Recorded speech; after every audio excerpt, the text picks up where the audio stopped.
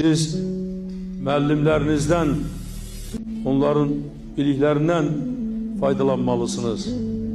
Həm də öz gələcək həyatınızı qurmaq üçün müəllimlərinizdən nümunə götürməlisiniz.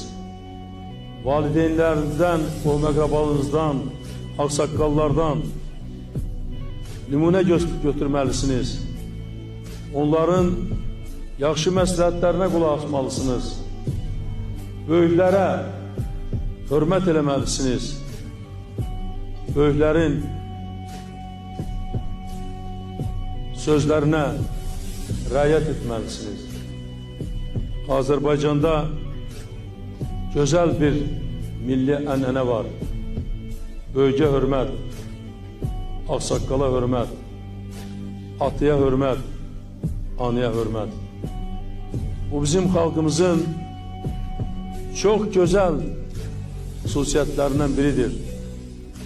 Bəzən xarici ölkələrdən Azərbaycana gələnlər gənclərimizin özündən yaşlı adama nə qədər hörmət etdiyini görənlər heyran olurlar, bəzən də təəccüblənirlər. Doğrudan da bu gözəl adətdir, gözəl ənənədir. Xalqımızın yüksək mənəviyyətini nümayiş etdirən bir xüsusiyyətdir. Arzu edərdim ki, siz xalqımızın bu adət ənənəsini qavrayasınız, özünüzdə əks etdirəsiniz, bu adət ənənəyə riayət edəsiniz. Bu sizin üçün bütün gələcək həyatınızda həmişə kompas kimi düz yol göstərəcəkdir.